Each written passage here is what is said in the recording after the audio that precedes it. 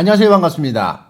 3월 25일 수요일 침투부 아침 라디오 왕심리로 날아온 편지. 오늘은 특별히 빌런 특집으로 준비해봤습니다. 본래 빌런은 악당이라는 뜻이지만 여기서 쓰인 빌런은 남에게 폐를 끼치거나 남들과 다른 튀는 행동을 하는 사람으로 사연의 빌런이 정상인지 비정상인지 제가 직접 판별해드리겠습니다. 자, 그럼 1부 바로 시작하겠습니다. 띠디리디디디디디디디디디디디디디디 챕터 1 프리파라님의 사연입니다. 안녕하세요, 침착맨. 저는 대학생 침청자입니다. 작년에 학교에서 겪은 쇼킹한 사연이 있습니다. 교양 수업 시작 전 어떤 학우분이 왕뚜껑에 끓는 물을 끓여와 수업 시간 중간에 컵라면을 먹는 겁니다. 너무나도 당당하게 말이죠. 그 황당함도 잠시 이내 면은 다 취식하고 그래도 부족했는지 햇반까지 말아서 먹는 겁니다. 온 강의실에는 라면 냄새가 진동했고 후루룩 면 치는 소리까지 들렸습니다. 허나 교수님께서는 아무 말씀이 없으셨습니다. 너무 배고파서 한 번쯤은 그럴 수도 있지 라고 생각하셨다면 오산입니다. 이 학우는 거진 매 수업 때마다 주변 학우들의 만류에도 불구하고 왕뚜껑 취식을 멈추지 않았습니다. 간단한 간식은 뭐 그러려니 하겠는데 대놓고 식사를 해버리는 이 학우를 어찌하면 좋을까요? 이 왕뚜껑 빌런을 어떻게 대처해야 될까요? 자, 라면이 그 여행 갔을 때 많이 싸가잖아요. 뭐 해외여행을 간다거나 했을 때. 근데 라면 냄새가 생각보다 엄청 심해요. 저는 그냥 라면은 간단하게 먹고 뭐 그런 거라고 생각했는데 된장찌개, 뭐 청국장 이런 거는 뭐 외국에서 뭐 냄새가 심해가지고 뭐 항의도 들어오고 뭐 한다고 하잖아요. 근데 이제 라면은 그 정도까지는 생각을 안 한단 말이야. 근데 라면도 안 먹는 사람들한테는 지독하게 냄새가 강하다. 그래가지고 외국에서 뭐 숙소 같은 데서 라면 못 먹게 하는 숙소 많고 또 뭐더라? 항의하는 사람도 있다는데 라면? 그래서 이거를 공부하는 사람들 많이 모인 데서 처먹는 거는 좀 문제가 있지 않나? 그리고 이걸 대처법은 제가 봤을 때는 한 입만충에 좀 빙의를 해서 먹고 있을 때 한 입만 먹어도 되나요? 그래서 좀 많이 몰려 들어가지고 같이 좀 나눠 먹자는 식으로 하면은 거기서 좀 안 먹지 않을까. 젓가락을 다 같이 가지고 다닌다. 이 정도로 해결을 해드릴 수 있을 것 같습니다. 자, 뒤에서 나 한 입만. 그럼 이제 자동 반사로 나올 거예요. 아, 아까 안 먹는다고 했잖아. 아, 일부러 하나만 했는데 안 먹는다고 했잖아. 두 번째 사연. 흥건하게님의 사연입니다. 안녕하세요, 침디. 저는 93년생이고 원주에서 회사를 다니는 미친놈입니다. 앞에서 말했듯이 제가 소개할 미친놈은 바로 저예요. 그래서 어떠한 미친 짓을 했느냐? 저는 나이값을 못하는 나쁜 어른들에게 거침없이 침소리를 날리는 미친놈입니다. 일화를 말해보자면 점심시간에 나이가 가득 차신 연구소 소장님과 밥을 먹게 됐는데 제 옆에 앉으시자마자 저에게 군대 전역을 언제 했는지 물어보시더라고요. 헌데 여기서 군대 얘기를 시작하면 밥 다 먹고 일어날 때까지 군대 얘기만 할 것 같아서 저 면제입니다 라고 대답했습니다. 그러니까 자네는 그런 재주도 있나 라면서 더는 질문을 안 하시더군요. 며칠 후 그분과 또 식사를 하게 되었는데 이번에는 우리나라의 횡단보도가 몇 개나 된다고 생각하나 라고 물으셨고 옆에 계시던 A 팀장님은 조 단위로 있을 것 같다고 대답했고 B 팀장님은 모르겠다고 대답했습니다. 그렇게 저의 대답 순서가 되었고 우리나라의 횡단보도 한 7개 정도 되지 않을까요? 라고 당당하게 침소리를 날렸습니다. 분위기가 싸해지자 여자친구 몇 명 사귀어 봤는지 물어보신 줄 알았어요? 라고 한 번 더 뇌절 드립을 시전했습니다. 그 후로 아무도 저랑 밥을 드시려고 하지 않으시더라고요. 어른이랑 밥을 안 먹게 돼서 너무 편합니다. 회사에서 미친 짓을 하는 나 꽤 괜찮을지도. 흥건하게님 93년생 원주에서 회사 다니는 축하합니다. 미친놈처럼 보이시길 원하는 것 같은데 미친놈 맞으세요. 그리고 혼자 다니시는 거 좋아하니까 혼자 다니시게 된 것 같고, 아 글쎄 미래에도 혼자 다닌대. 축하드려요. 자, 다음 사연 송토끼님의 사연입니다. 짐디는 혹시 오징어 땅콩을 좋아하시나요? 전 개 싫어합니다. 때는 고등학교 시절 기숙사에서 생활하는 학교를 다녔었더랬죠. 오늘 소개해드릴 제 친구는 오징어 땅콩만 조지는 특이한 취향을 가지고 있었습니다. 오징어 땅콩 먹는 게 뭐가 특이하냐고요? 그놈은 견과류 알러지가 있음에도 불구하고 오징어 땅콩만 먹는다는 겁니다. 야! 견과류 알려주면 오땅 먹으면 안 되는 거 아니야? 라고 물으면 오땅은 바삭한 이 껍질이 맛있는 거야! 라고 하면서 생선에 가시를 발라먹든 과자 부분만을 긁어먹고는 안에 땅콩은 퇴! 하고 뱉어버립니다.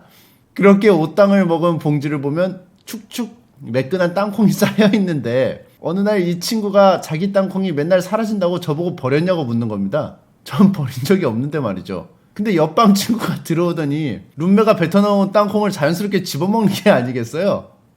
그래서 야 그거 왜? 이거 먹으면 안 돼? 아니야 많이 먹어. 저랑 룸메는 친구가 땅콩을 다 먹은 후에야 진실을 알려줬고 그 친구에게 허락 없이 친구의 간식을 먹지 말아라 라는 교훈을 몸속 깊숙이 새겨주었습니다. 이 이야기에는 반전이 있는데 실은 제가 그 땅콩을 집어먹은 친구라는 겁니다. 정말로 그 이후로는 땅콩을 먹지 않고 있습니다. 그 친구들과는 10년 넘게 이어오는 우정인데 같이 있을 때 견과류만 보이면 자기들끼리 웃음벨이 터지곤 합니다. 제게 땅콩 트라우마를 안겨준 오징어 땅콩 빌런. 그날 그 땅콩을 먹는 것을 말리지 않았던 그 오땅 빌런에게 침디가 따끔한 한마디 해주세요. 아니 일단 행위 자체가 열받죠. 오땅을 좋아하는데 오징어 땅콩을 먹는 이유는 겉에 이 바삭한 과자와 땅콩을 같이 씹음으로써 어우러지는 맛을 즐기기 위함인데 미친놈이 오징어 땅콩 겉에 있는 것만 먹고 여기는 무슨 포도씨 뱉듯이 뱉는 부분이 굉장히 열받죠. 그 부분이 핵심인데 그쵸? 마치 뭐로 비유하면 좋을까? 냉면에서 계란 남기는 느낌? 아 이것도 적당한 비유가 아닌 것 같은데 호두과자를 먹는데 호두과자 그 겉에 빵 부분만 먹는 느낌? 오레오에서 그쵸? 오레오에서 그 크림만 빼고 겉에 그 까만 과자만 먹기? 팥빙수 팥 빼고 얼음만 먹기? 그래서 견과류 알러지가 있는데 불구하고 이게 오징어 땅콩을 먹는 아니면은 이런 거 어때요? 바삭하면서 좀 그 비슷한 맛이 나는 캐러멜 콩과 땅콩에서 땅콩을 아예 분리돼 있으니까 땅콩 부분은 따로 모아놨다가 그 송토끼님 드리고 자기는 캐러멜 콩 먹으면 되잖아요. 그러면 과자 하나로 두 명이 행복해지잖아. 왜 굳이 오땅을 선호하시는지. 오땅만의 그 튀김 그 코팅이 마음에 드는 건가? 그치? 또 채팅창에는 지적이 들어왔어요. 오땅은 짭짤하고 캐러멜 콘은 달달한데 엄연히 다르다. 근데 제가 봤을 때는 견과류 알러지가 아닐 수도 있어요. 그냥 발라먹는 행위가 재밌어서 먹는 느낌? 그걸 수도 있다는 어떤 합리적인 의심을 해봅니다. 뭐 아닐 수도 있지만 어렸을 때 보면은 그 스크류바 어떻게 먹어요? 겉에는 여러분들이 아실지 모르겠는데 겉에는 딸기 맛이고 안에는 사과 맛이에요 스크류바가. 근데 그 딸기 부분만 이로 적당히 딱 이가 들어가가지고 쓱 위로 걷어 올려요. 그럼 딸기만 먹을 수 있거든요. 이로 긁어가지고 그런 느낌으로 오땅을 먹는 재미를 즐기려고 그렇게 먹지 않았을까. 근데 걷어내고 먹으려고 하니까 땅콩만 먹으려니까 별로 먹고 싶지가 않아. 과자가 더 달달해. 그리고 왜냐하면은 견과류 알러지인데 땅콩만 골라 먹는 게 좀 이해가 안 되는 게 이미 오땅의 튀김 그 과자는 땅콩에 오염이 돼 있어. 그죠? 입자가 침투했다고. 그 땅콩 분자, 땅콩 원자들이 그 오땅에 침투했어. 이렇게 삼투현상 그런 걸로 아무튼 침투함. 그래서 이거 그냥 겉에 과자만 먹어도 이미 견과류를 섭취하는 거랑 제 뇌피셜에 의하면 견과류 섭취 한 1% 정도 되는 것 같습니다. 근데 이게 견과류 알러지가 맞는지 반응이 없는데, 그쵸? 오땅 먹을 때 또 그 땅콩만 따로 빼서 먹으면은 대가리 깨세요. 아셨죠? 그냥 땅콩 자기가 먹든 안 먹든 그냥 꼴보기 싫으니까 그냥 처먹지 마 하고 대가리 깨세요. 자, 다음 사연입니다. 침령하세요 안디. 제 룸메이트 한 명을 소개해 드리려고 합니다. 룸메이트들이 좀 많네요. 이 친구는 일상생활 속에서 말의 앞뒤를 바꾸거나 자음을 바꿔서 말하는 걸 굉장히 좋아합니다. 꽤 흔한 빌런인데 김구라 씨도 이런 말투를 많이 쓰시죠. 예를 들자면 꽁치 통조림을 통치꽁조림이라고 한다거나 옥황상제를 옥상황제, 삶은 달걀을 닮은 살걀, 햄 샌드위치를 샘 핸드위치라고 하는 등 꽂힌 단어는 계속해서 반복하고 지 혼자 재밌다고 낄낄거립니다. 근데 진짜 심각한 문제가 있었습니다. 바로 저 역시도 이게 재밌다고 느껴버리는 겁니다. 저번에 여자 후배들이랑 같이 밥을 먹고 코인 노래방을 가자고 하는 걸 노인 코레방 가자고 했더니 애들이 글쎄 저를 아재 취급하더라고요. 그리고 작년 추석에는 온 식구들이 모인 자리에 이모가 수박을 가져왔는데 이거 수 없는 씨박 아니에요? 라고 했다가 갑분싸를 만들어 버렸습니다. 특정 단어를 듣게 되면 척수반사로 순서를 바꾼 단어가 튀어나가는 걸 보니 이미 미친놈에게 제 중추신경계까지 전염당해버린 것 같은데 이 병을 고칠 수 있을까요? 알을 담려주세요, 침디. 이거 이렇게 하시는 분들이 그 왕날편에 사연 보내주시는 분 중에 많습니다. 침령하세요, 안디? 뭐 하세요? 하면서 뭐 계속 그 앞뒤를 바꿔가지고 하는데 이거는 친구분이 먼저 한다고 했잖아요. 그 인터넷 중독이에요. 컴퓨터 많이 해서 그래. 인터넷 세계에서는 그렇게 하는 노는 애들이 좀 많아가지고 이 친구도 남이 노는 거에 감염돼가지고 이렇게 된 걸 거예요. 러시아식 유머라는 분이 계시고 뭐 러시아에서는 뭐 있는데 그 시리즈 곰이 인간을 사냥합니다 뭐 이런 거 있는데 아무튼 컴퓨터 많이 해서 그래. 그래서 컴퓨터를 좀 줄이시고요. 그 가족들이 다 모인 자리에서 수 없는 씨박이라고 하는 거는 이게 일단 척수반사로 나온다는 것 자체가 심각합니다. 상태가.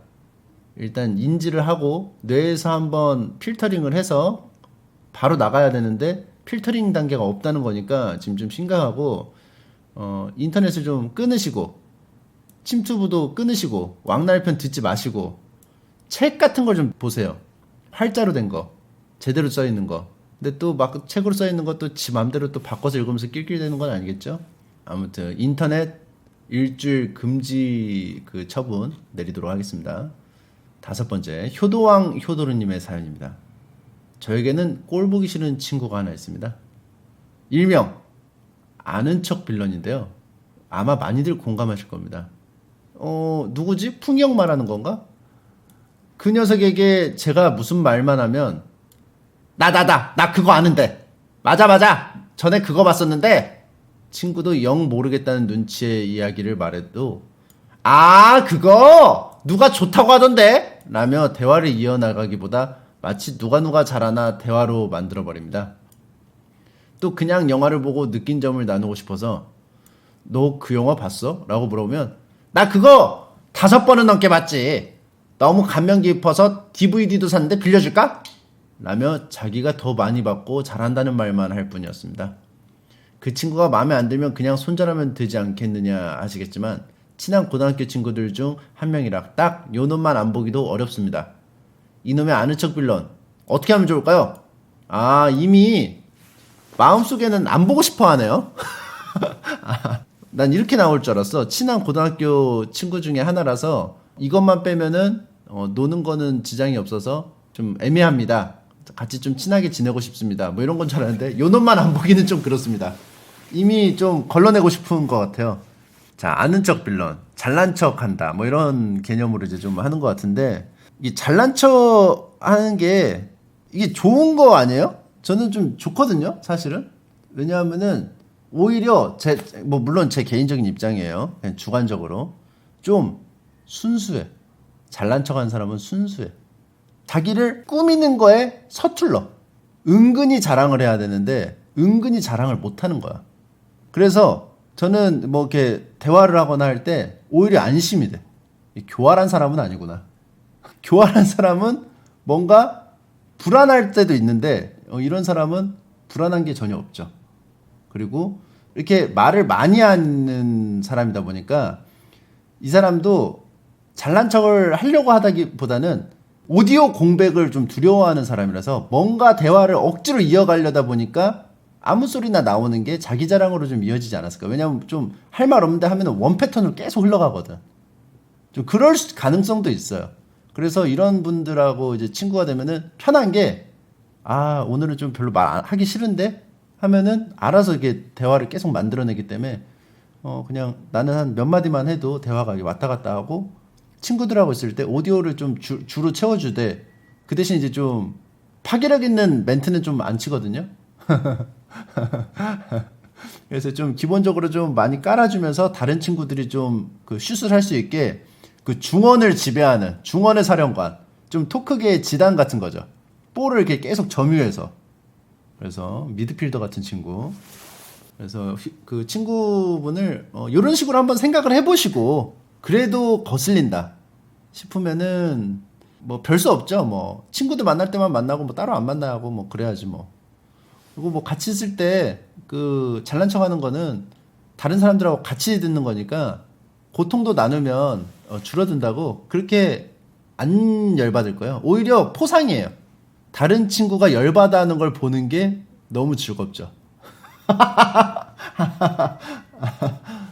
나 하나 고통스러운 걸로 옆에 있는 친구 3명이 더 고통스럽다면은 딜교환이 1대3으로 들어가기 때문에 괜찮죠. 할만하죠.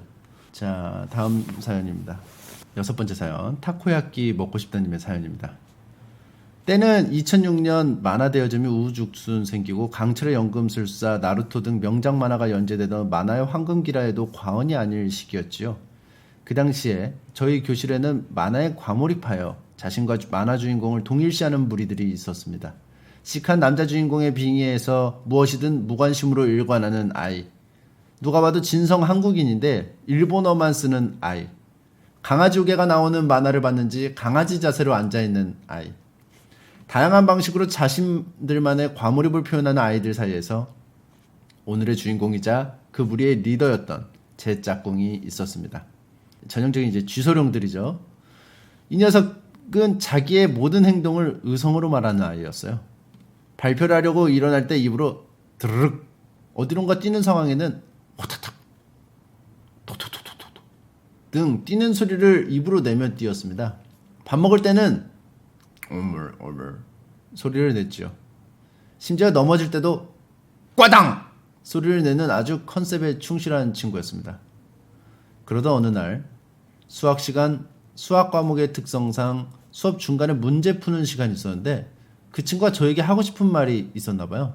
갑자기 제 귀에 대고 속닥속닥 이라고 하는 겁니다. 근데 말 그대로 속닥속닥 이라고 했어요. 그 친구는 도대체 무슨 얘기가 하고 싶었던 걸까요? 의성어 빌런이죠. 의성어 빌런. 의태어도 있네요. 의태어도 있고 의성어도 있고. 이거는 어디서 본 썰이라고 하셨는데 뭐 다른 시청자분이 어디서 본 썰은 아니에요. 근데 주변에 한 명씩 있었던 친구예요.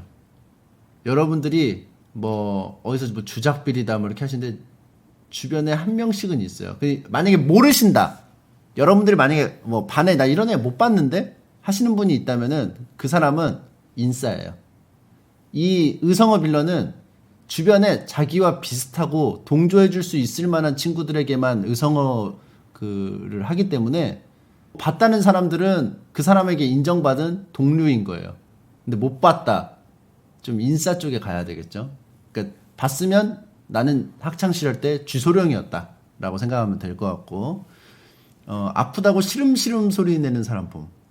뭐 이렇게 뭐 여러 가지 제보가 들어왔는데 저도 학창시절에 이렇게 말하는 사람이 있었어요. 그 친구는 만화부였어요. 그리고 만화 회지를 내려고 이제 만화를 계속 그렸고, 특히 이걸 되게 잘했던 것 같아요. 그 안경으로 그 손가락 이렇게 올리면서 코 부분 이렇게 올리면서 뭐 찌릿 뭐 이런 거 많이 했던 것 같아. 그 주호민 작가님 그 뭐지? 얼마 전 가족들이랑 침투 보다가 싸웠습니다. 거기서 삐싱 그거 있죠. 그런 거야. 그런 느낌이야. 그러니까 주호민 작가님이 느낌이 옛날 그 쥐소룡들이 하던 그게 너무 확 왔어. 너무 리얼했어. 나 그래서 나 그 순간 과거 여행을 하다 왔거든. 내가 봤을 때 주호민 작가님이 좀 쥐소룡계가 아니었을까 그런 생각을 좀 합니다. 쓱 드르륵 삐싱. 나중에 주호민 작가님 방송 키시면 한번 물어보세요. 학창 시절에 의성어 입으로 냈냐고. 자, 속닥속닥도 그냥 만화에서 등장인물들이 막 친한 등장인물들이 학교에서 막 자기들끼리 막 속닥속닥 하면서 이렇게 좀 친근하게 이렇게 되게 막 평화롭게 즐겁게 행복하게 사는 모습이 이렇게 나오잖아요. 컷으로. 그러니까 그렇게 되고 싶었던 거지, 그냥. 그래서 그냥 속닥속닥을 한 거지. 그러니까 만화를 너무 많이 봐서 만화에는 그 즐거운 학창 생활이 너무 잘 묘사되어 있기 때문에 그게 동경 그런 걸 동경해서 하다 보니까 그렇게 된 거죠. 쥐소룡. 다음 현돌림의 사연입니다. 안녕하세요, 침디. 저는 이제 자취한 지 7년차 되는 건장한 청년입니다. 겉으로 보기에는 멀쩡하지만 저에겐 아주 심각한 질병이 있습니다. 그것은 바로 한 가지 음식만 주구장창 처먹는 병입니다. 처음에는 저도 이러지 않았습니다. 남들처럼 요리도 하고 멋들어지게 식탁을 꾸민 적도 있었지만 어느 순간부터 몇 끼니 뭘 챙겨 먹지 고민하는 게 너무 귀찮아져서 올드보이의 오대수도 15년 동안 만두만 먹었는데 괜찮겠지? 라고 생각해 대용량 만두를 사서 몇 날 며칠을 먹었던 게 원인이 된 것 같습니다. 그날 이후 식량이 떨어질 때마다 뭐든지 대용량으로 사서 그걸로만 끼니를 해결하는 습관이 생겼습니다. 시리얼을 박스채로 사서 몇 끼니마다 먹는다던가 미숫가루를 왕창 사서 매일 미숫가루만 잔뜩 먹을 때도 있었고 운동하다 남은 보충제만 며칠 동안 먹은 적이 있습니다. 현재는 건강을 생각해 탄단지, 탄수화물, 단백질, 지방이죠. 탄단지가 골고루 섞인 만두를 대량으로 사 냉동실을 꽉꽉 채워놨지만 이걸 다 먹으면 또 뭘 먹어야 하지 하는 생각에 정신이 아득해집니다. 저 같은 일명 올드보이 빌런이 먹을 만한 뭐 좋은 거 없을까요? 침디가 생각하기에 드래곤볼에 나오는 선두 마냥 영양소가 가득하고 간단한 음식은 뭐가 있을까요? 이거는 저도 항상 고민했던 부분인데 뭘 먹어야 안 질리고 원푸드가 될까? 그리고 그 안에 약간 뭐 이렇게 바리에이션이 있어가지고 안 질릴 수 있는 요소가 있을까? 생각을 해봤는데 그 완벽한 그런 식품은 없고 삼각김밥이 그나마 좀 거기에 좀 가까운 게 아닌가.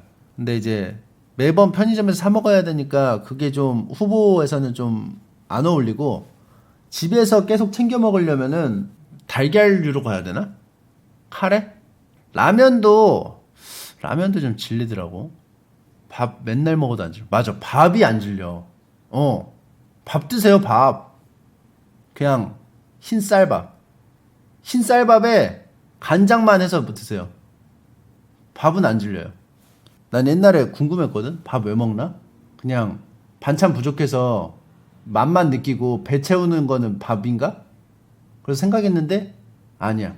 밥이 맛있어. 나중에 알았어, 난. 밥에서 단맛이 나. 밥이 중독성이 쩔어요, 진짜로. 그래서 밥 중독 있잖아, 밥 중독. 밥 중독들은 밥 막 3공기, 4공기씩 먹어. 5공기 먹고.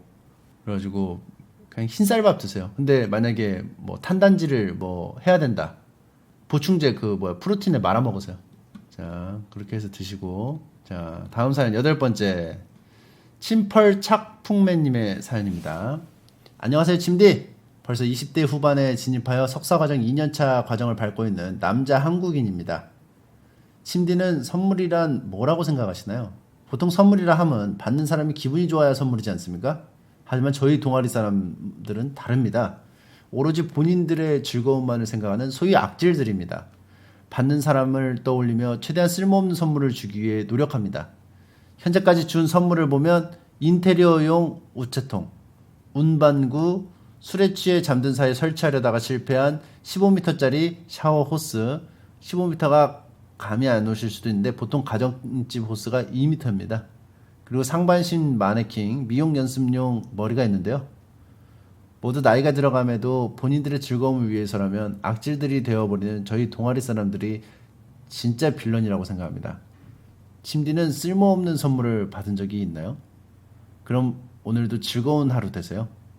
자, 20대 후반에 진입하여 석사과정 2년차를 밟고 있는데 동아리 활동을 한다는 게 저 잘 모르는데 대학원생들도 동아리 활동을 해요? 뭐야? 아니면 대학교에 있는 그 동아리 선배라서 놀러 오는 건가? 아니면 대학원생들끼리 하는 동아리가 있어요? 연구실 동료들끼리 뭐 하는 뭐 그런 게 있나 봐. 그쵸? 왜냐하면 제가 대학교 다닐 때는 대학원생이 없었거든, 동아리. 교수가 동아리 만들어서 시켜요 라고 하시는데 친목을 위해서 같은 대학원생들끼리 이렇게 모아가지고 이렇게 하나 봐요. 근데 이제 선물들이 일부러 좀 그 필요 없을 만한 걸 주는 건데 저 옛날에 베텐에서 그런 거 했었던 것 같아요. 쓸모없는 선물 사오기 10,000원짜리 되게 실용성 없을 것 같은 선물 사오기. 그래서 그런 것도 있고 한데 여기는 아예 본격적으로 막 15m짜리 막 샤워 호스 막 그런 거를 하네. 이말년 시리즈 주면 압승이라고요?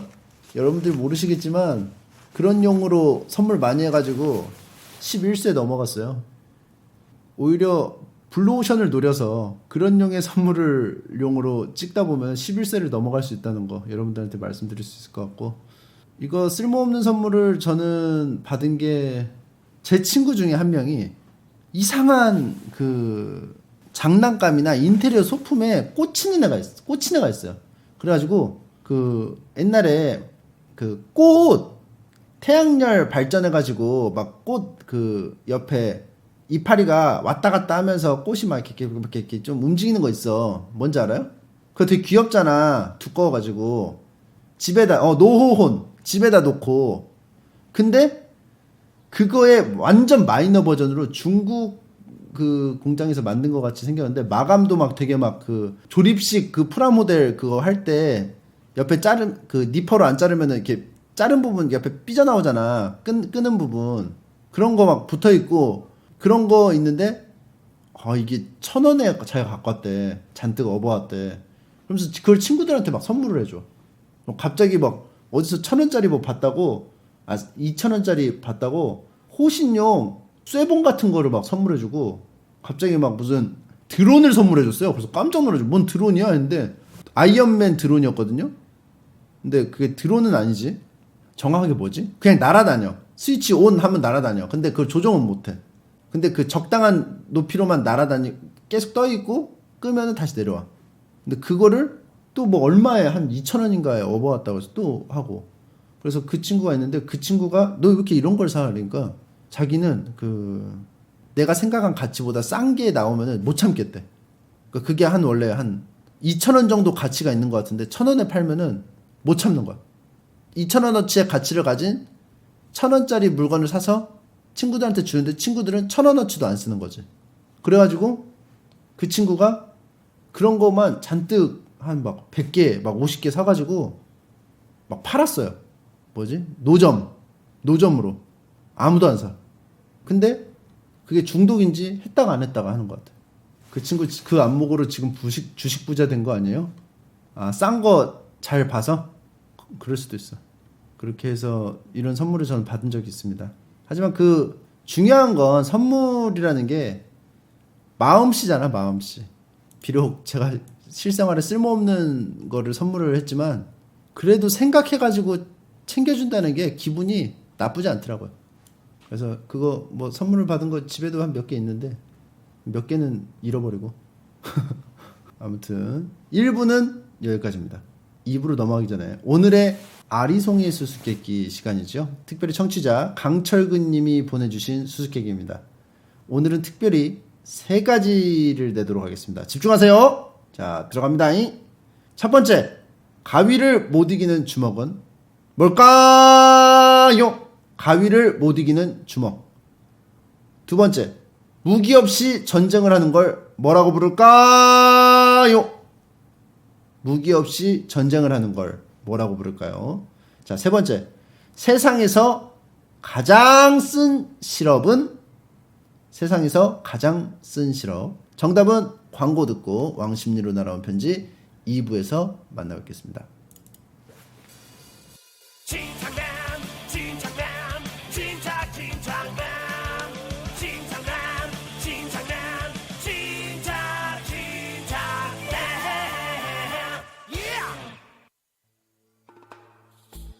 나 금연. 나에게 흡연은 살인이다. 어리석은 인간, 제 폐활량은 53만입니다만.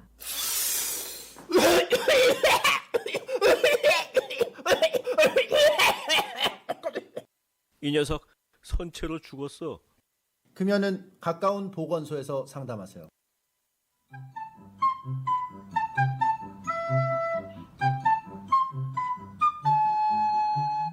아씨, 뭔 소리야? 가일! 이 소리는 헐두부야! 네? 펄튜브요? 벌투브란 무엇이냐? 그림을 그리고 sit-down 코미디를 하고 간초라고 검색하자.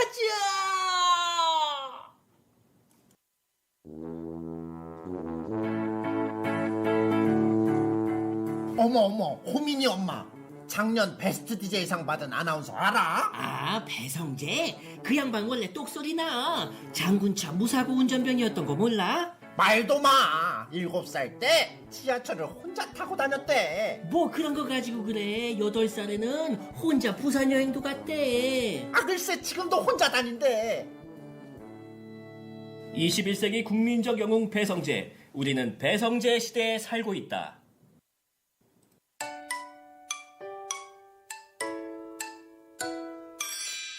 수치심이란 게 없는 넌 정말 대단한 것 같아. 킹받네 진짜.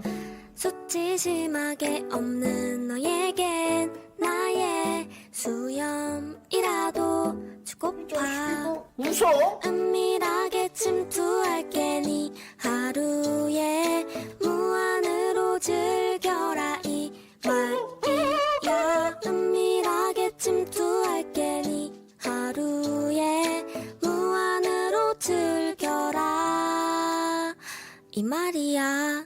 왕십리로 날아온 편지.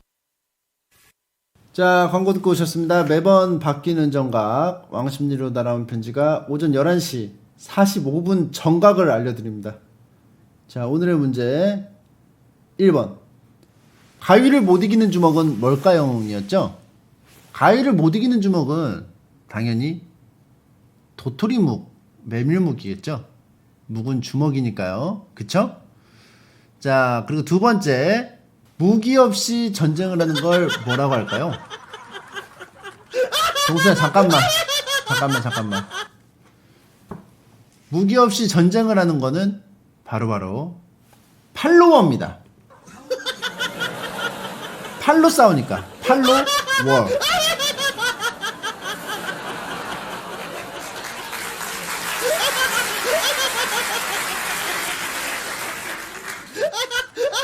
자, 그리고 세상에서 가장 쓴 시럽이죠. 이거는 슬프게도 청년 시럽입니다.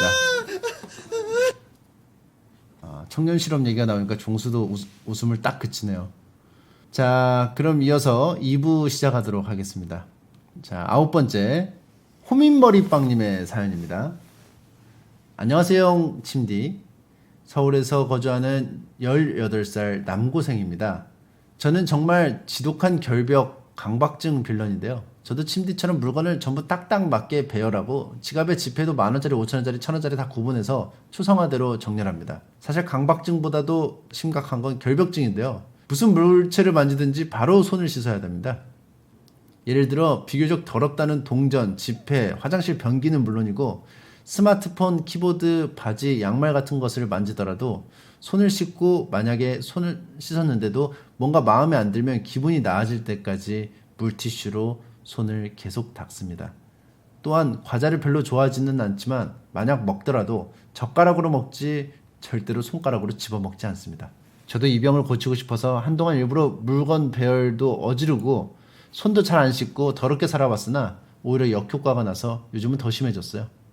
제가 나아질 수 있는 방법이 있을지 침대의 고견을 여쭙고 싶네요. 그럼 비타오스? 이거는 병원 가세요. 병이 있는데 왜 여기로 와요? 병이 있으면 병원 가야죠. 자, 이거 뭐 잘 모르겠지만 저는 이제 어떤 배열 그런 건 있지만 강박 수준은 아니라고 생각하거든요. 저는 이렇게 좀 약간 90도로 있는 걸 좋아하긴 하지만 그렇게 안 돼 있으면 안 돼 있는 채로 넘어가요. 그렇게 심하진 않아. 근데 주호민 작가님은 너무 심해. 그거를 저는 이제 지적하는 거예요. 주호민 작가님 말이 안 돼. 그냥 말이 안 되는 수준이야 사실. 평상시에 행동이나 뭐 그런 것들이 정리가 없어. 일단 뭘 먹고 그냥 쑤셔 박아. 그냥 눈에 보이는 대로. 전 처음에 야생동물인 줄 알았어요 진짜로. 너구리한테 빵 주면은 빵 이렇게 봉지 이렇게 앞발로 이렇게 뜯어가지고 먹은 다음에 아무데나 그 쑤셔 박았을 것 같은 그런 느낌을 받았어 난 실제로. 펄구리야 펄구리. 그리고 결벽증은 오히려 없어요. 이상하게 배열은 신경 쓰는데 물걸레질이나 이런 거는 안 해. 작업실 물걸레질을 안 해가지고 먼지가 있어. 뭐 먹고 키보드를 친다거나 이런 거에 거부감이 뭐 전혀 없기 때문에 배열 정도만 좀 신경을 쓰고. 그래서 이분은 좀 심각한 것 같네요. 근데 이게 이렇게 되면은 본인이 너무 괴롭잖아, 그지? 본인이 괴로운데 어쩔 수가 없는 상황. 더 일부러 더럽게 하는 건 안 된다고 했으니까 아예 이거 어때요? 진짜 미친, 진짜 개 깨끗하게 하는 사람 보고 충격을 받는 거예요. 그래서 이런 게 좀 효과가 있거든요, 사실은. 뭐 오락을 할 때 내가 이거 계속 해가지고 계속 하게 돼. 왜냐하면 마음속에 내가 좀 고수가 되고 싶다는 생각이 있기 때문에. 하지만 진짜 쌉고수를 보면은 갑자기 하고 싶은 마음이 좀 사그라드는 게 있어. 예를 들면 뭐 리니지 같이 뭐 그렇게 시간을 들여서 해야 되는 게임도 있지만 롤 같은 것도 내가 좀 실버 정도는 올려볼까 했는데 다이아의 플레이나 챌린저의 플레이를 보면은 갑자기 하기 싫은 게 있어요. 그런 것처럼 제가 제안하고 싶은 거는 더 심한 깔끔쟁이를 만나서 이게 무슨 의미지? 저 정도 할 것도 아닌데 이게 무슨 의미지? 좀 하는 걸 좀 만들어 보면 어떨까? 뭐 물론 이게 뭐 될지 안 될지는 모르겠지만 갑자기 든 생각이에요. 일단 그냥 병원 가세요. 자, 다음 사연입니다. 제이지님의 사연입니다. 친정하세요 안디. 사연을 보낼까 말까 고민하다가 슬쩍 보내봅니다. 저는 미친놈들 사이에서 일하고 있습니다. 메이저라기에는 애매하고 그렇다고 인디밴드라고 하기에는 애매한, 이름만 들으면 열의 7 정도는 알만한 밴드에서 매니저 일을 하고 있는데요. 말이 매니저지 지인으로서 도와주는 거기 때문에 돈은 한 푼도 못 받습니다. 문제는 이 팬덤 안에 미친놈들이 너무 많습니다. 아니 정상인을 찾는 게 더 힘듭니다. 예를 들어 팬들이 모인 톡방에서 동물 컨셉을 잡고 울음소리를 낸다거나 하는 진화역행 빌런이 있는가 하면 탈덕한다고 지랄한 다 하다가 슬금슬금 돌아오는 자아분열 빌런, SNS를 통해 선동과 날조로 밴드 멤버들을 조리돌림하는 파랑새 빌런, 그 외에도 너무너무 많기 때문에 이곳에 다 적을 수가 없습니다. 밴드 팬덤 특성상 팬들과의 거리가 가까워 눈가를 까디짓고 다 꺼지라고 할 수도 없는 판이고, 마냥 무시하기엔 팬들이 먼저 저 미친놈들을 좀 어떻게 해보라고 난리를 칩니다. 하지만 제 눈에는 이 팬이나 저 팬이나 다 똑같은 미친놈들인데 말이죠. 팬들의 지랄과 멤버들의 꼬장 사이에서 껴서 저까지 미쳐버릴 지경입니다.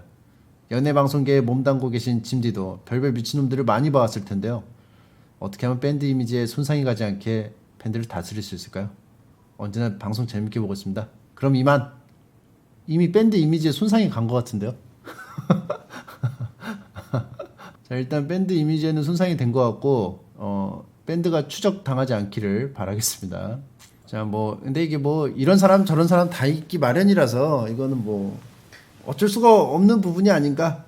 근데 이제 항의가 들어오고 저 사람 좀 어떻게 좀 조치를 해달라는 다수의 의견이 있으면 오히려 좀 더 내보내기가 쉽지 않나요? 그런 팬들은? 악성 팬들은? 내가 말하는데 그게 있잖아, 명분이 있잖아. 다른 사람들이 해서 내가 말할 수밖에 없었다. 그래서 그렇게 해서 하는 게 좋을 것 같고, 근데 이게 지인으로서 도와주는 거라서 돈을 못 받는 게 힘드시겠다. 일이 많으면 많을수록 힘들겠다. 뭐 근데 뭐 매니저인데 일을 뭐 진짜 조금만 도와주시는 걸 수도 있고 모르겠네요. 자세한 건. 밴드 이미지에 손상이 가지 않게 팬들을 좀 조치를 하는 법, 이거는 본인이 좀 악명을 좀 가져가시고 좀 조치를 해야지. 그 수밖에 생각이 안 나네요. 본인이 악역이 돼야 된다.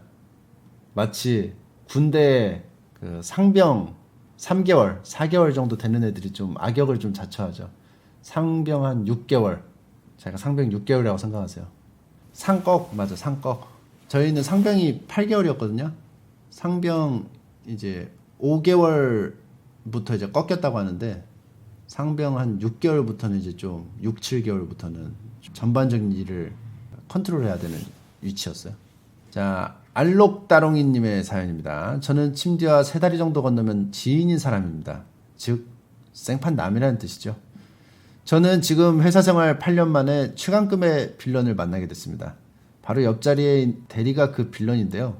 목소리는 얼마나 큰지 사무실이 떠나갈 듯이 크고 정신분열이 있는 건지 항상 뭔가 떨어뜨리고 부서뜨리고 좀만 움직여도 우당탕 소리가 나고 의자는 맨날 치고 나가고 지 노트북 핸드폰 볼륨은 죄다 최대로 올려놓습니다. 여러모로 너무 시끄러워서 시장바닥이 따로 없는 수준입니다. 또 제가 앉아있을 때는 제 모니터나 얼굴을 빤히 쳐다보고 제 전화가 울리면 본인이 제 폰을 열어보고 카톡도 그냥 봅니다. 제가 남자여서 망정이지 여자였으면 벌써 오래전에 신고 넣었을 겁니다. 오늘은 같이 일하는 알바분이 저한테 감사를 표할 일이 있어서 점심시간에 제 자리에 쪽지랑 쿠키를 놨는데 제가 자리에 오기 전에 지가 그 쪽지를 다 읽고는 제가 오니까 씩 웃으면서 맛있게 먹어 흐흐흐 이러더라고요. 너무 화가 나서 뭘 맛있게 먹어 이 미친 이라는 말이 목 끝까지 차올랐지만 여긴 회사고 상사니까 라며 삭힙니다. 점심 먹고 오면 밥은 먹었냐, 어디서 누구랑 먹었냐, 뭐 먹었냐, 혼자 먹으면 왜 혼자 먹냐, 같이 먹을 정도면 그 사람이랑 얼마나 친하냐, 저뿐만 아니라 주변의 모든 일을 간섭하고 아주 큰 소리로 오지랖 떠는 그야말로 전방위적인 사이코패스입니다. 처음엔 그냥 활발한 사람인가 보다 하고 농담도 주고받는 사이였는데 뭔가 현명한 대처법은 없을까요? 그럼 백세 무강하세 비타고스. 이거는 진짜 미친놈인데요. 근데 8년 회사 생활 8년 하셨는데 옆에 있는 대리님이 더 상사면은 같은 대리인데 이게 그건가? 되게 오래된 짬 많은 대리인가? 그죠? 8년 정도면 대리 되거든? 아무튼 그거랑 별개로 3다리 정도 건너면 지인인 사람, 5다리 건너면은 모든 사람이 다 연결돼 있다고 그런 얘기가 있었거든요. 저랑 백컴이랑 그 몇 다리 건너서 아는 사이예요. 저, 배성재 아나운서님, 해버지, 그리고 그 메뉴에서 백컴, 김풍 작가님의 친구의 친구분이래. 알록다롱이님. 이게 이어진대. 세계의 사람들이 5단계인가 하면은 이어진대. 그치. 영국 여왕과도 이어지죠. 해버지, 퍼거슨, 영국 여왕. 이렇게 되죠. 이게 그 해버지 쪽으로 한번 루트가 뚫리니까 거기 다 해금. 유럽, 영국 쪽 해금. 히딩크 해금. 해버지 사기 케임.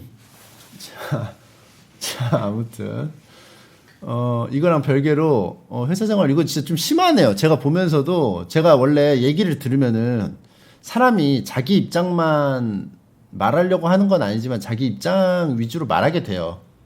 자연스럽게. 자기가 최대한 객관적으로 말하려고 해도. 그래서 들을 때, 이 사람 말은 좀 가짜가 몇 % 좀 섞여 있겠구나 싶으면서 듣거든요. 근데 그걸 감안해도 너무 심하네. 일단 행위 자체가 미리 남의 물건을 막 함부로 쓴다는 것 자체가 그 팩트니까, 그쵸? 이거는 뭐 어떤 감정적으로 얘가 어떤 그런 뉘앙스의 행동을 했다 이런 게 아니고 그냥 팩트 그 자체라 뭐 어떻게 제가 뭐 실드 쳐줄 수 있는 부분이 없고, 카톡을 보고 뭐 하고.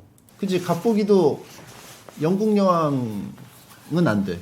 갑보기, 나, 배성재 아나운서님, 해버지님, 퍼거슨 경, 너는 퍼거슨 경까지만 돼. 나는 영국 여왕까지 되고. 아무튼 해금이 안 돼요. 아무튼 그런 부분에 있어서 참 이게 곤란하네요. 이거는 어떻게 내부적으로 소원술이 써야 되는 거 아닙니까, 이거? 단체로? 이거 분명히 이 정도면은 민심을 많이 잃었을 텐데, 다른 사람들한테도. 소원술이 쓰든가 아니면은 이 사람이 만약에 뭐 일을 잘해가지고 회사에 신임을 받고 있어. 그러면은 그 회사에서는 이직하는 게 좋을 것 같아. 왜냐면 회사 내 분위기가 잡혀있다면은 오래 있으면 자기도 이렇게 된다?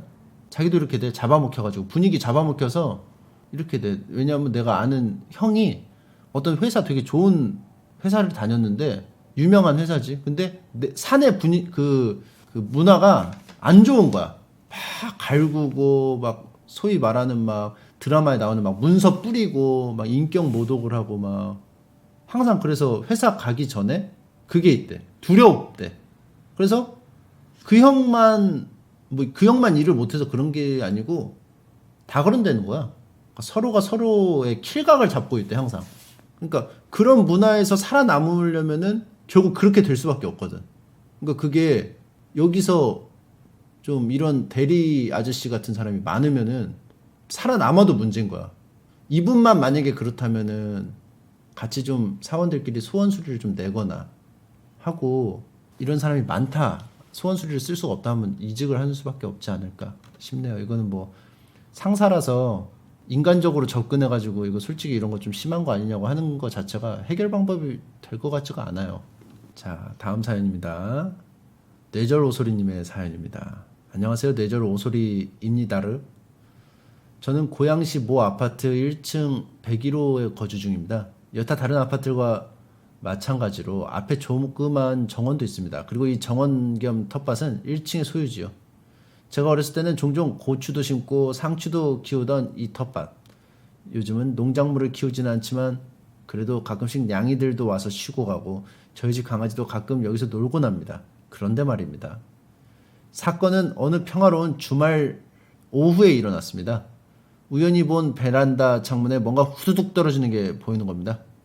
깜짝 놀라서 밖에 나가보니 글쎄 3층에 사는 30대 중반으로 보이는 젊은 아저씨가 썩은 식물과 화분의 흙을 그대로 베란다에 쏟아내듯 버리고 있는 겁니다. 화들짝 놀란 저희 아버지와 제가 아저씨! 그 저희 집 텃밭에 버리시면 안 돼요! 라고 했는데 왜요? 이거 어차피 흙이랑 식물이잖아요. 라고 말하곤 사과 한마디가 없더라고요. 과거에 4층 주민이 홍합 바지락 껍질을 동반한 음식물 쓰레기를 베란다에 쏟아낸 적이 있었는데요. 그 정신 나간 사람과 언쟁을 해본 결과 정신 나간 사람과는 상대하지 않는 게 답이다라는 결론을 내렸습니다. 아파트 1층 텃밭은 쓰레기통이 아니고 베란다에다가 저렇게 투척하는 건 절대 안 된다는 걸 말씀드리며 이만 글을 마치겠습니다. 그럼 비타오스! 야, 이거 속상하겠네요.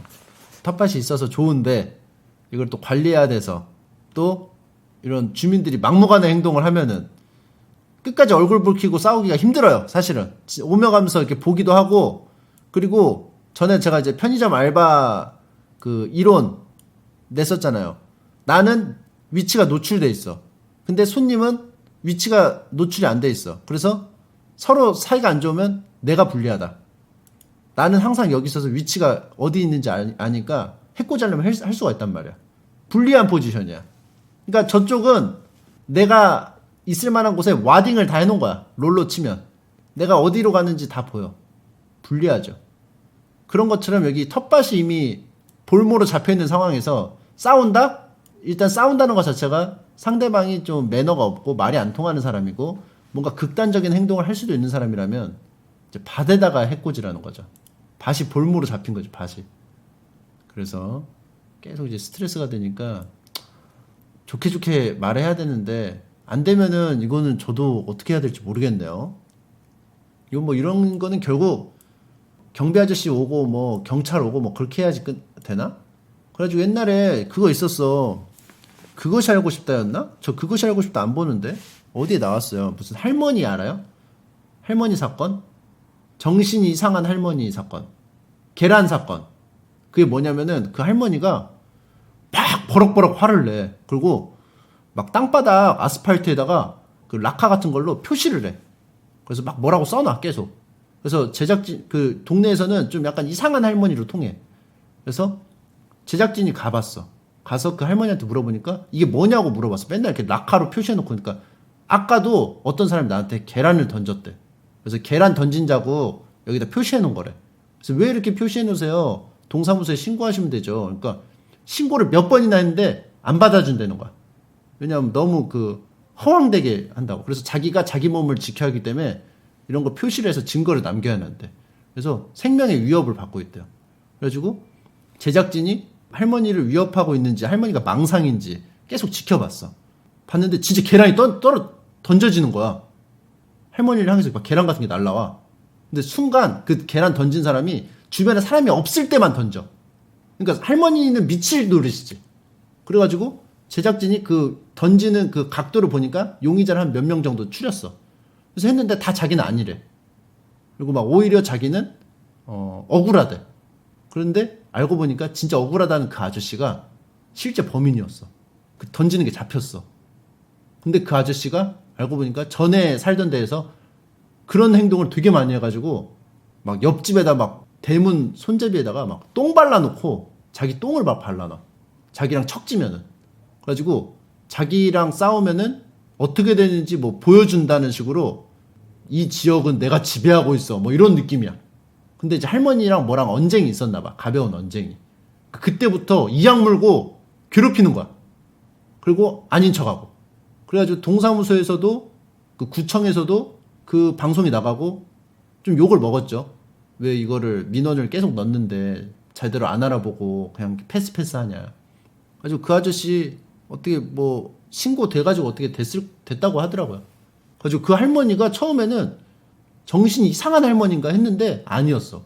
그러니까 하소연할 데가 없으니까 본인 몸을 본인이 지켜야 돼서 계속 그 체크한 거야. 근데 그게 좀 도움이 됐어. 막 이렇게 막 라카로 이렇게 해놓고 뭐 이렇게 표시해놓고. 그러니까 그 미친 사람하고 상대하면은 불리해. 그 사람은 진심을 다하거든. 나는 여러 가지 생활할 게 있는데 그 미친 사람은 진심으로 해. 그래서 이게 피하게 되는 거야. 뭐 물론 이 사연에서는 이 주민이 그냥 아무 생각 없이 지식이 부족해서 그냥 식물하고 흙을 그냥 이렇게 버린 거긴 하지만 물론 그렇게 막 미친 이상한 아저씨라는 건 아니지만 이거랑 이 사연하고 별개로 뭔가 좀 다른 사람하고 척지고 사는 게 힘들다 뭐 이런 걸 좀 말씀드리고 싶네요. 근데 이 아저씨는 막 그렇게 막 의도가 있는 것 같지는 않아. 좀 잘 모르는 아저씨인 것 같아. 뭐 이 텃밭이 막 뭔지. 그래서 잘 설명해 주셨으니까 뭐 괜찮지 않을까. 근데 모르는 사람이 많아요. 뭐 흙이 뭐 썩었는데 뭐 땅에다 흙에다 다시 뭐 뿌리면은 다시 섞여가지고 그냥 동물의 숲처럼 다음에 그 정상적인 흙 되는 거 아니야? 뭐 이렇게 생각할 수도 있어. 사연 보낸 뇌절 오솔입니다. 관리실 문의했는데 이미 베란다 흡연으로 윈윈 위층에서 신고 넣었더라고요. 관심 감사합니다. 아, 이미 베란다에서 흡연한다고 위층에서 신고 때려서 좀 원래 좀 트러블 메이커네.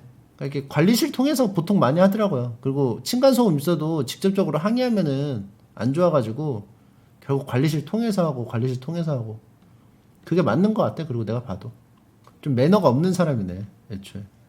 풍성한 방곱슬님의 사연입니다. 심창면 라디오 진행자님 안녕하십니까? 저는 표준어 규정의 표준 발음법에 맞지 않는 발음을 가만히 듣고 있지 못하는 발음 악당입니다. 표준 발음법에 표기되어 있는 것과 다르게 발음을 하는 것을 들으면 그 자리에서 바로 올바른 발음법으로 고쳐줍니다. 집에서 어머니와 대화를 하고 있을 때였습니다. 저희 집은 마당에 닭을 키우고 있는데요. 어머니께서 닭이 흙을 쪼고 있는 거야 라고 말씀하시면 저는 닭이 아니라요. 달기. 흙을이 아니라 흙을이라고 읊조립니다. 어머니께서 처음에는 그래 달기 흙을 됐냐? 라고 말씀하시며 올바로 말씀해 주셨지만 역시 쉽게 고쳐지지는 않았습니다. 어머니가 잘못 발음하실 때마다 교정을 해드리다가 결국 열이 받으신 어머니로부터 등짝 후려치기를 맞은 적이 있었습니다. 사람들이 자주 들리는 표현으로는 값이 갑이 나간다 할 때 값이 빚질 때 하는 말 빚이 무릎이를 무릎이라고 하면 또 무릎이라고 해야죠. 무릎이 피읍 받침이니까 저도 무릎이라고 그러거든요. 무릎이라고 해야 돼요. 엔드라는 뜻의 끝이를 끝이라고 하면 안 돼요. 끝이 어버이 무릎에 우리가 진 빚은 그 값에 끝이 없다. 심창맨님 방송 잘 보고 있습니다. 기침이나 재채기가 나오려고 할 때는 옷이나 팔꿈치로 가리고 왔어요. 랜선 감염 때문에. 주신 주호민님은 비교적 잘 발음하고 계시더라고요. 저도 발음이 안 되는 게 있어요. 제가 말하면서도 이게 잘 안 된다. 그 햇빛 할 때 빛 있죠. 빛, 라이트, 빛이를 빛이라고 그래. 빛이 세다. 햇빛이 세다. 이렇게 햇빛이 세다. 이렇게 해야 돼. 그러니까 좀 그런 게 있어. 제가 발음이 좀 약간 새는 게 있더라고요. 아까 그 말씀드린 무릎이처럼 무릎이 빛이 이런 것처럼 좀 새. 으랑 으도 좀 잘 못하는데 저보다 저희 부모님이 진짜 못해요. 저는 이라고 하는데 그래도 부모님은 으라고 그래. 의사. 좀 사투리 느낌이 있죠? 사투리 느낌인 것 같아 내가 봐도. 계속이라고 그래. 계속이 아니고 어이를 쓰는 듯한 계속. 아무튼 잘 감사합니다. 어버이 무릎에 우리가 진 빚은 그 값에 끝이 없다라고 해야 돼요. 자, 솜솜님의 사연입니다. 안녕하세요 침디. 제가 지금으로부터 5년 전에 꽃집에 갔다가 빌런 짓을 저지른 일화를 소개해 드리려고 합니다. 저는 아버지 생신을 맞이해서 아버지 생신을 축하드리는 꽃 선물을 보내드리고 싶었습니다. 그래서 자취하는 곳 근처의 꽃집에 가서 꽃 배달을 시켰습니다. 다음날 아버지께 전화를 드려 꽃이 잘 배달되었는지 물어봤는데 아버지께서는 꽃 배달에 대해 전혀 모르고 계시더라고요. 의아한 마음에 꽃집에 다시 방문했더니 꽃집 사장님과 꽃 배달하시는 남편분께서 절 보고 소스라치게 놀라시는 겁니다. 사장님에게 자초정을 들어보니 제가 보낸 꽃 선물을 아버지가 아니라 때마침 집에 계셨던 할머니께서 대신 꽃을 받으셨는데 제가 그 꽃에 끼워놓은 쪽지에는 둘째 아들이 보냄... 이라고 쓰여 있었는데 그 문구를 보고 할머니께서는 내 둘째 아들이 죽은 지 한참 됐는데 무슨 둘째 아들이 꽃 배달을 시켰다는 것이요? 라고 돌려보내셨던 거죠. 그 말을 들은 꽃집 사장님은 너무 놀라서 자신들이 받은 꽃 배달 주문은 사실 사람이 아니라 허신이 한 게 아니냐며 제가 방문하기 전까지 공포에 떨고 계셨다는 거였습니다. 아무튼 꽃집 사장님께 사과를 드리고 어찌저찌 설명이 잘 되어 아버지 생신 꽃은 무사히 다시 배달되었습니다. 꽃집 귀신 빌런이 돼버린 나. 이야기의 교훈은 선물을 보낼 때는 보내는 사람이 누군지 명확하게 하셔야 된다는 이야기겠지요. 그럼 친바. 야, 이거 웃기다. 훈훈하면서 웃기다. 그죠? 이 빌런이라는 게 사실은 빌런 특집을 하면서도 좀 우려했던 게 좀 누군가 좀 이상한 사람이 나오기 마련이고 욕을 하게 되는 상황이 벌어져서 혐오를 하게 되는 그런 게 많을 것 같다는 좀 우려가 있었는데 여러 가지 뭐 고민 상담도 있고 그리고 실제로 좀 유쾌하게 풀어내는 웃긴 이상한 사람도 있었고 좀 심각한 사람도 물론 있었고 그리고 좀 요런 스타일의 좀 훈훈한 좀 아기자기 알콩달콩한 사연도 있네요. 그래서 좀 이름을 써놓으시고 다음부터는 하시면 좋겠네요. 그 지금 청취자분들도. 그리고 뭐 꽃도 배달해 주시고 정말 기특한 자식입니다. 자, 오늘 다양한 빌런들을 만나봤습니다. 제가 진짜 기억에 남는 빌런은 저는 좀 임팩트가 좀 큰 그 대리님, 대리 빌런이 막 아무거나 막 까보고 막 하는 그 대리 빌런이 좀 크네요. 아무래도 이게 좀 임팩트가 컸어요. 저는 좀 충격적이었어 사실은. 아니 아무리 좀 막 한다고 하더라도 남의 거를 그렇게 쉽게 까도 되는 건지. 채팅창에는 막 대리 빌런 진짜 욕이 절로 나옴. 그리고 최고의 빌런으로 선정된 대리 빌런님께는 소정의 상품으로 침착맨이 인증하는 미친놈 타이틀을 수여해드리도록 하겠습니다. 자, 전해주세요. 그 대리님한테 침착맨이 인증하는 미친놈이라고. 자, 3월 25일 수요일 왕십리로 날아온 편지는 여기까지입니다. 사연은 6호 침투부 수호자님이 추려주셨고요. 오늘 하루도 든든해지세요.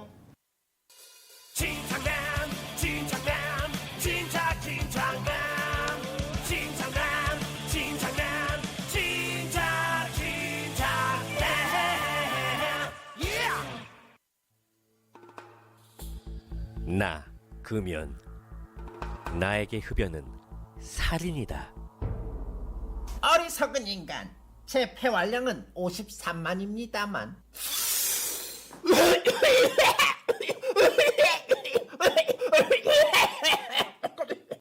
이 녀석 선체로 죽었어. 금연은 가까운 보건소에서 상담하세요.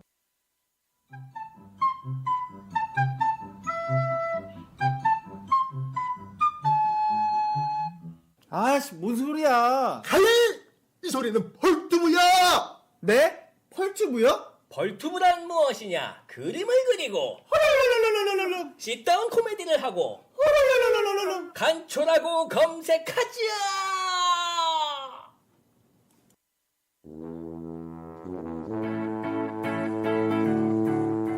어머, 호민이 엄마.